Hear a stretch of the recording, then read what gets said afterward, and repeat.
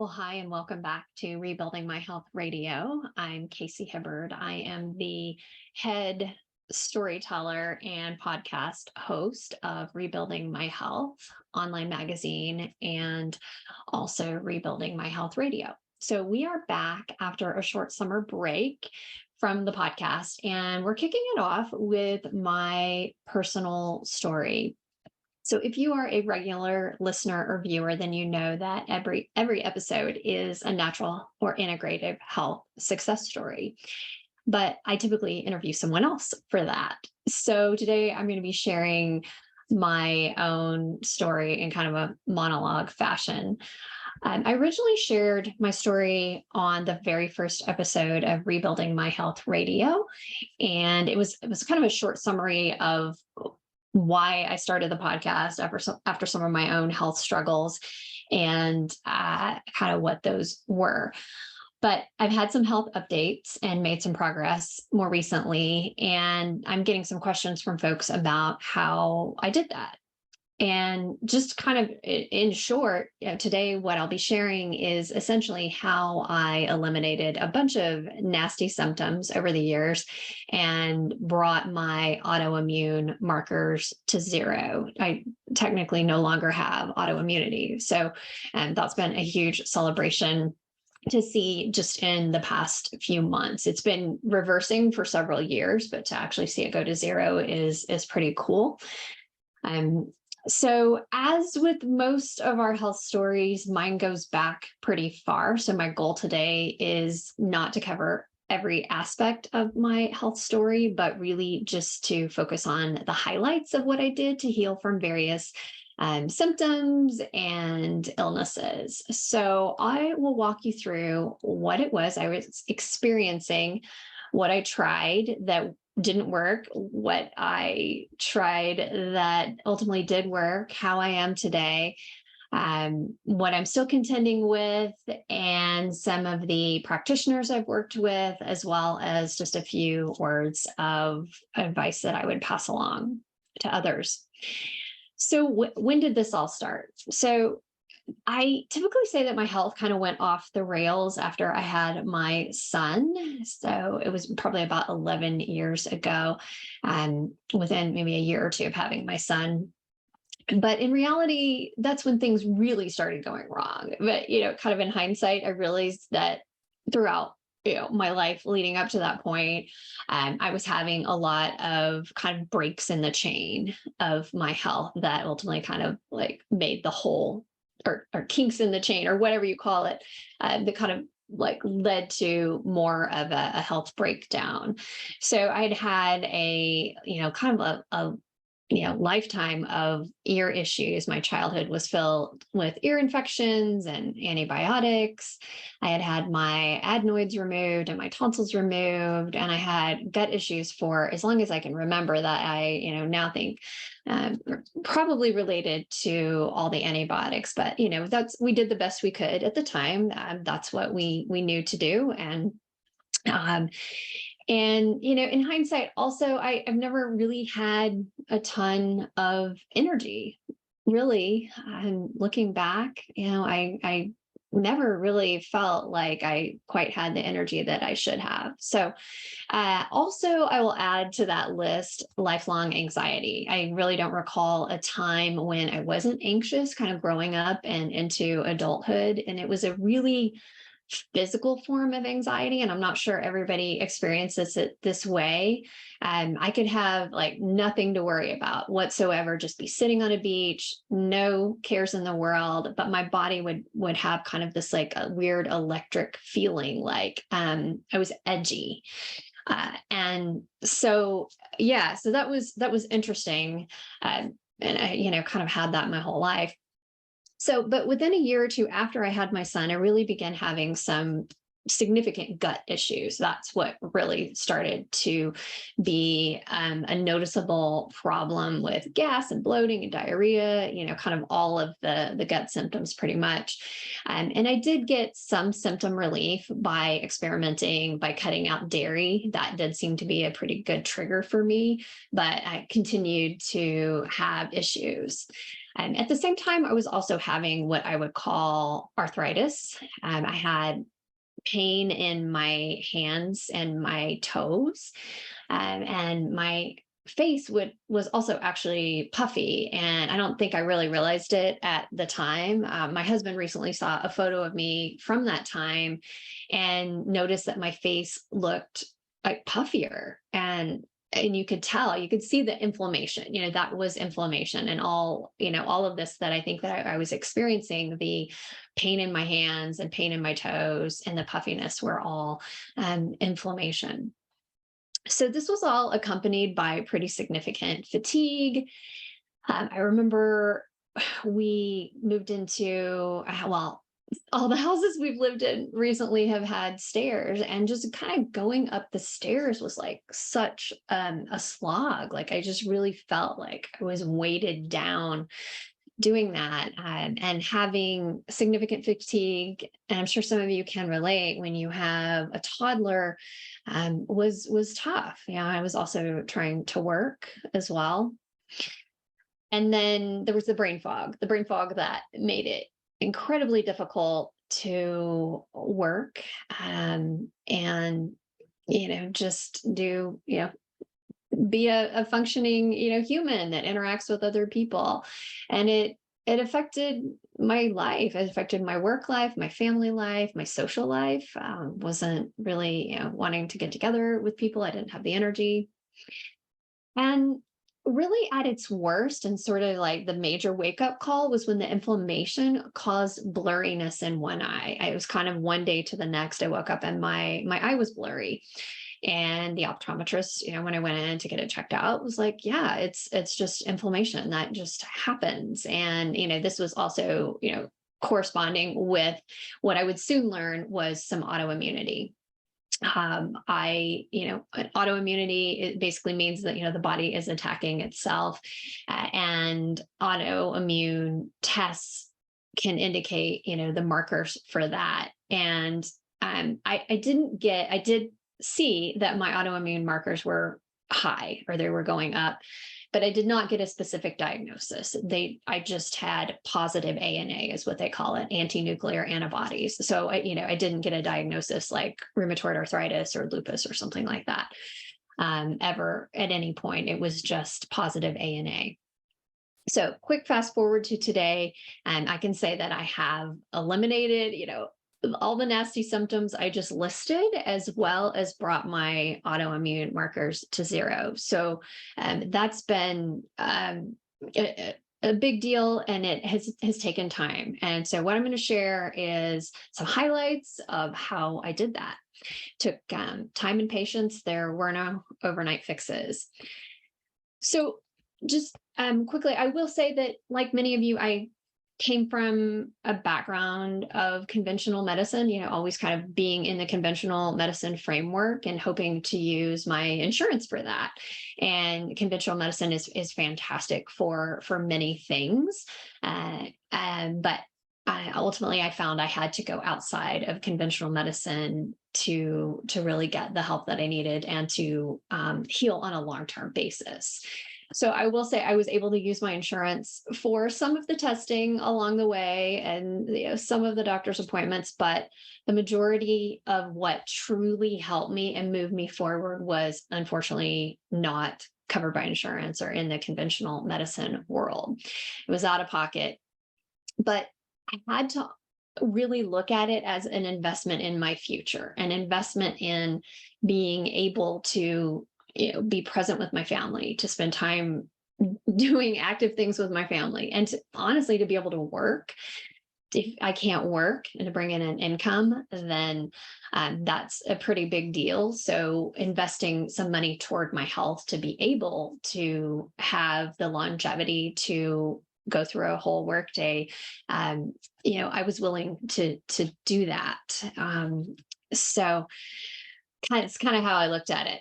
So I'll say my foray into integrative or natural approaches really began when early on a conventional gastroenterologist diagnosed me with SIBO, or small intestinal bacterial overgrowth.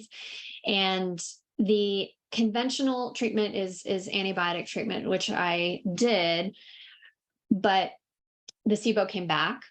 And then I sort of started digging deeper and learned that really I needed to do diet along with it to kind of help that to make a difference.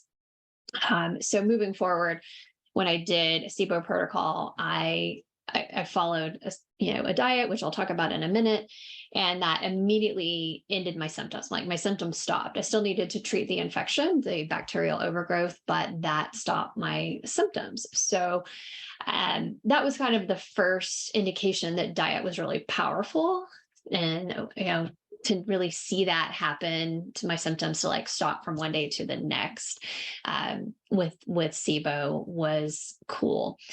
So ultimately, and then I ended up doing an herbal treatment for SIBO as well, in combination with changing my diet. So this brings me to what I will call, I guess, the first like table leg of how I healed really was diet. And diet changes were number one. It was the first thing I did, and it's been probably the most consistent thing that I've done since the beginning.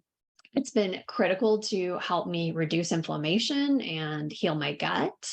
And people who hang out with me and see me eat know that, sometimes it may look limiting, but it's been incredibly healing at the same time.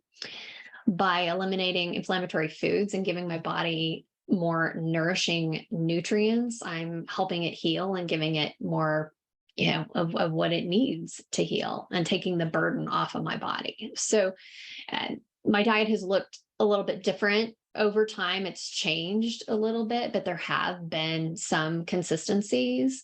My very first alternative diet was called the specific carbohydrate diet, which is kind of a form of paleo. It's about avoiding certain carbohydrates and foods that will feed bad bacteria and trigger symptoms. So I did really, really well with that. And a lot of people with chronic inflammatory bowel disease go on the specific carbohydrate diet and do really well with it. So this is the one that helped particularly me with SIBO. Doesn't help everybody with SIBO, but it helped me manage the symptoms while I took care of the underlying infection.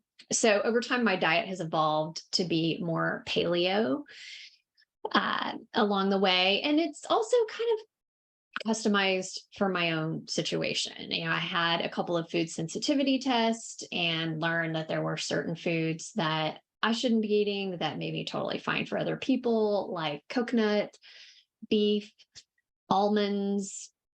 And I avoided those for a little while. Now I eat all of those things some of the time and don't seem to have issues, but just, some of the things that I needed to avoid for a while. But the key things really that I've seen for me that are kind of, absolute no's for me that I've had to absolutely stay away from are dairy and gluten. I'm not celiac, but I have what's called non-celiac gluten sensitivity. Just super, super sensitive to it as well. And that actually showed up on a genetic test for me. And I tend to avoid sugar. Maybe I'll have like a little tiny bit, but really try to avoid it. Typically, I'm avoiding grains most of the time. I'll have, some rice or maybe occasionally oats, but most of the time avoid grains, and then avoid processed foods. To do the best I can. It takes more work and more time, but I notice a difference. If I kind of diverge from that diet, I'm not going to feel as good. So, and I will point out that the way I eat is actually the way most people I have interviewed have found that they also need to eat.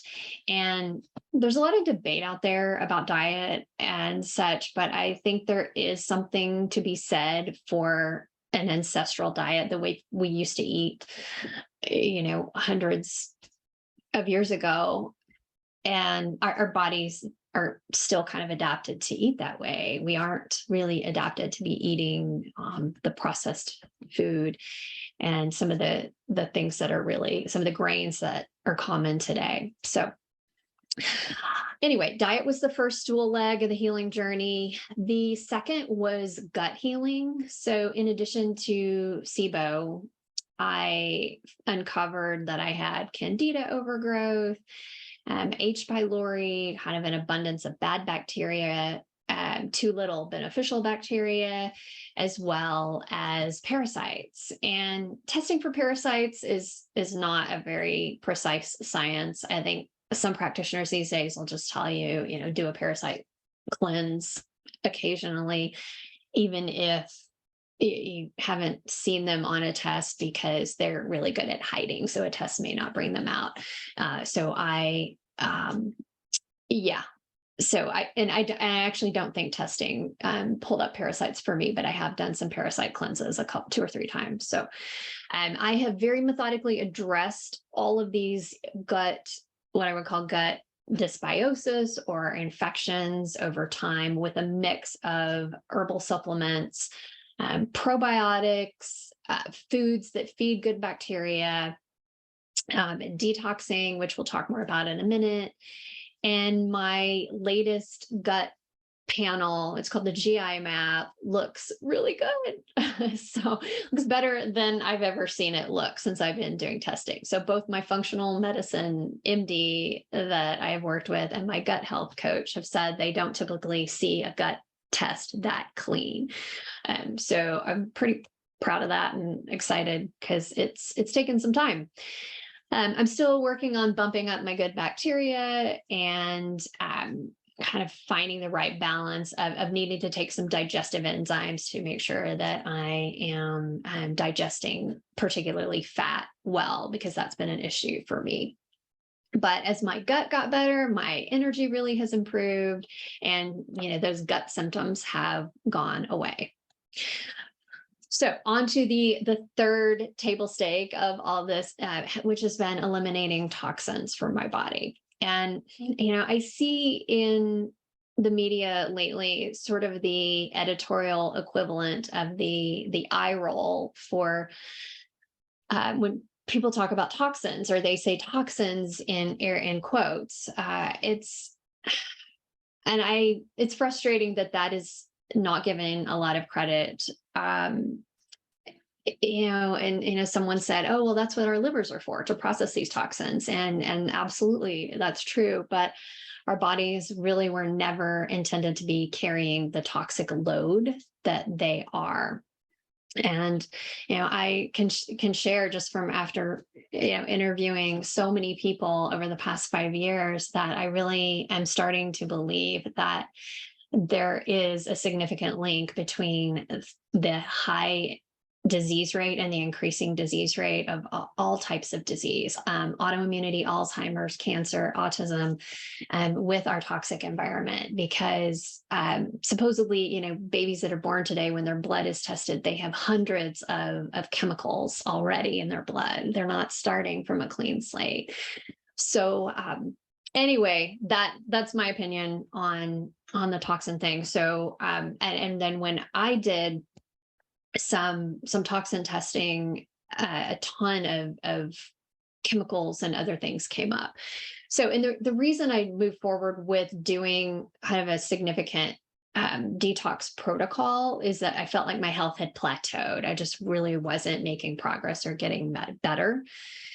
So I spent time working with a practitioner who specializes in this, in slowly detoxing from environmental toxins, things like glyphosate and car exhaust, and all the stuff, other chemicals that are in the environment, also some mold exposure, and then parasites as well.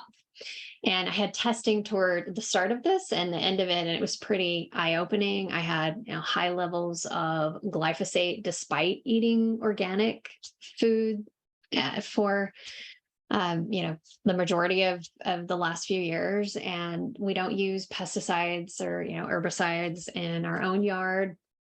So I was kind of surprised to see high levels of glyphosate in my own testing. And then there were markers for about 24 categories of chemicals that are found in our environment, from, paint and solvents to lawn products to personal care products and cleaning products and shampoos and all that. So all of these chemicals showed up on my lab test. Which is alarming really to see that the toxic load that I was carrying. So I won't go into super detail about the protocol. I will just say that it was slow and methodical. I was basically, taking supplements to basically pull the toxins out of my body. And it was mostly a supplement approach. I don't tolerate hot saunas very well because I still have some heat intolerance. So I was, gradually, pulling these toxins out of my body by, taking certain things at different times a day, and keeping my, lymphatic drainage supported to make sure that my body was, ridding itself of the toxins. Also tried to start really using more non-toxic products, in and around myself. Detergents, soaps, lotions, shampoos, personal care products, makeup, sunscreen, as much as I could.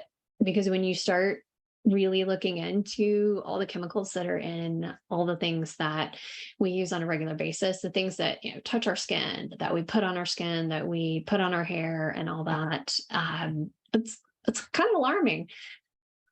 We also started distilling our water. We've had a Berkey filter for a while, and we still do, that we use, for overflow, but we also distill our water just at home. We have a water distiller, and I can put the I can put the link for that in the show notes.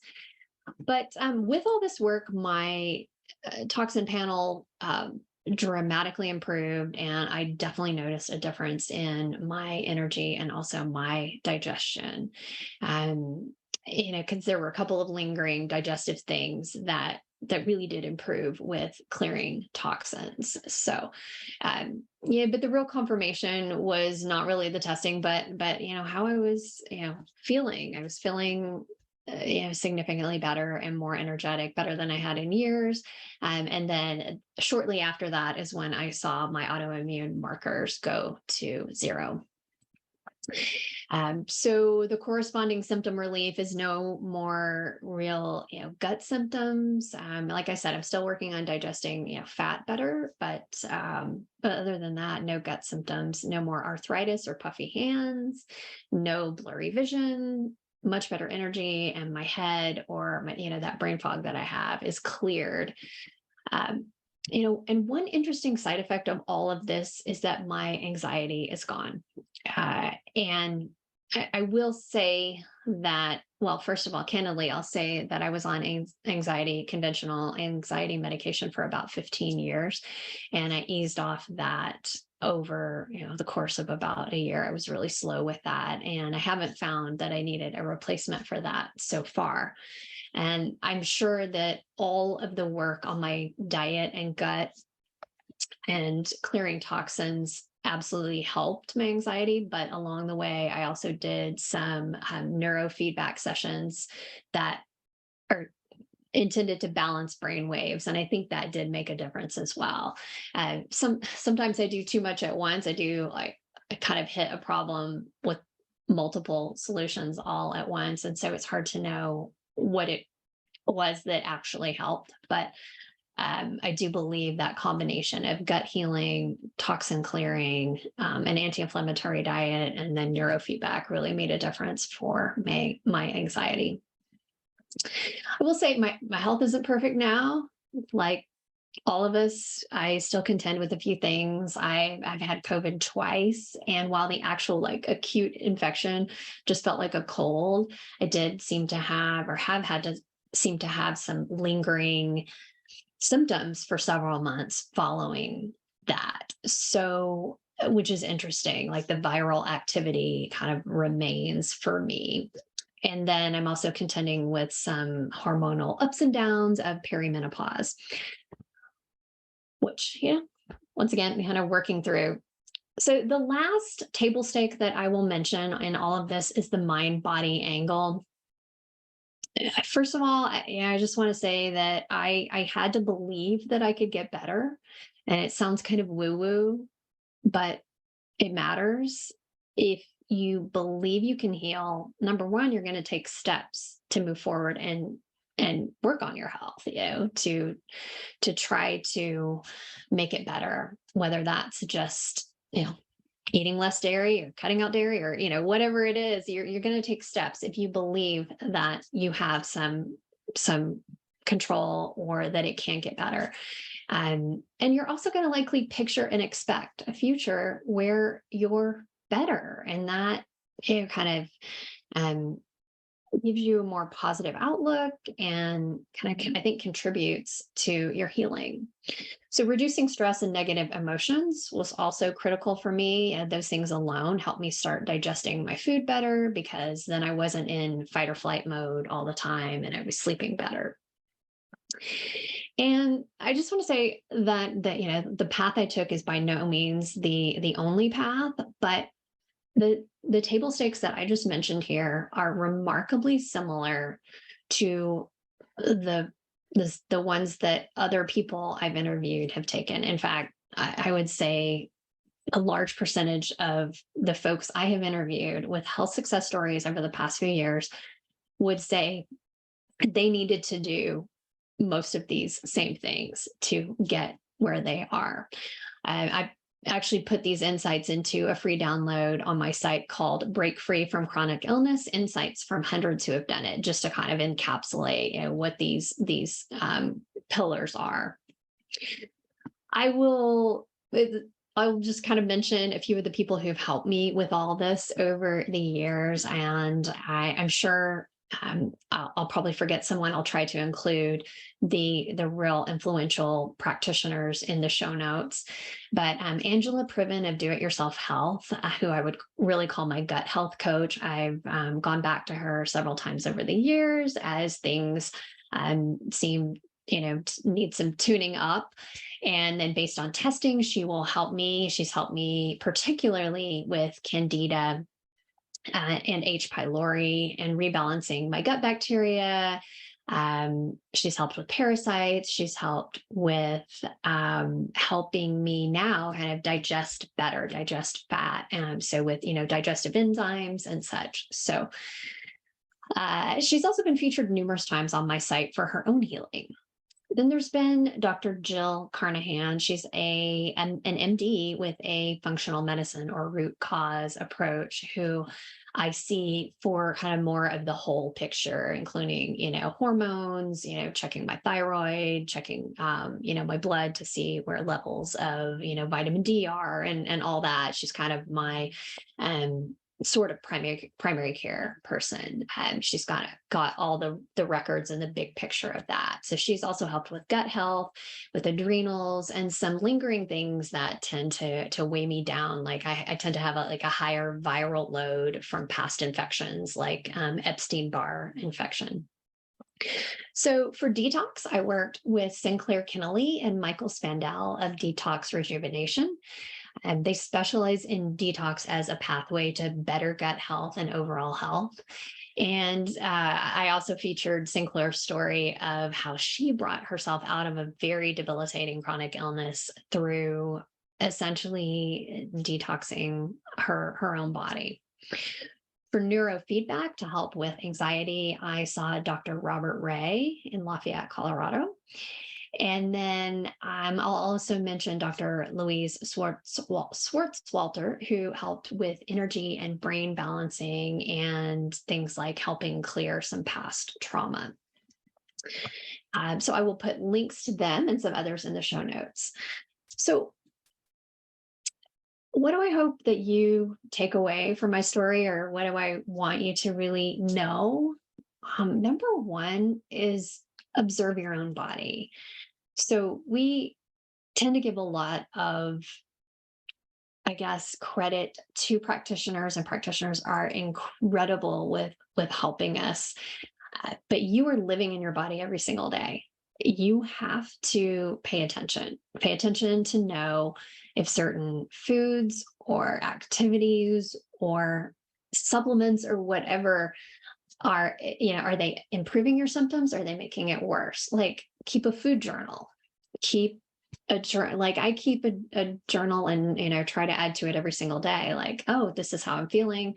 Is there a connection between something I've done or eaten or drank or whatever, and any of my symptoms? So pay close attention to this, and maybe you'll start to notice clues over time. I notice that if I eat tomatoes, my hands are puffy the next day. So, you know, for the most part, try to avoid tomatoes. I also noticed that I had certain weird lingering symptoms the 2 times that I had COVID. And that's something that I can then report to my doctor. So, like, the more you do this, the more you know about your body, but also the more you can report to practitioners that you're working with. And that's really, really helpful for them, for those practitioners to have that on the ground insight that you are collecting. You know your body best. So number two, I'll say rebuilding your own health takes time and it takes work. And I said that to a friend once, that I've worked really hard on my health. And she asked me what I meant by that.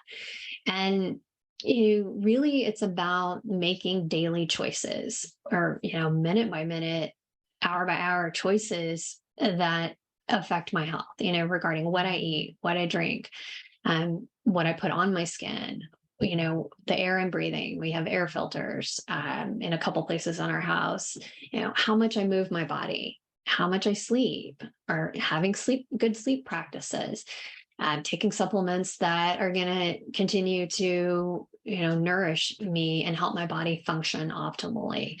And all that takes devoted attention to keep this body working. I don't, want it to sound like it's a big chore. It's just really about making the choices that I need to make to stay healthy. And it's been worth it. That work has been worth it.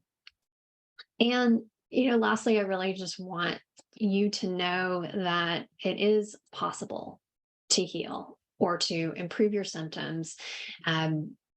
It's possible. I mean, everybody's situation is different, and not everything is fixable. I know, I understand that, but I have seen through my personal experience and through interviewing other people that at times chronic illness doesn't have to be chronic. You can make small changes to start moving toward that, whether that's your diet or cleaning up toxins in your environment or whatnot, to protect your health and nurture your health. So that's my story. And thank you for listening. I hope it's been helpful. Please reach out with any questions you have about any of it. I actually do have some shorter stories that focus in on some of the other things I've done. Like, I think I have a parasite story that's, focuses on what I did for parasites, as well as what I did maybe for SIBO and H. pylori on my site. So you can definitely go to rebuildingmyhealth.com to check that out. So thank you so much for listening, and I will see you on the next episode.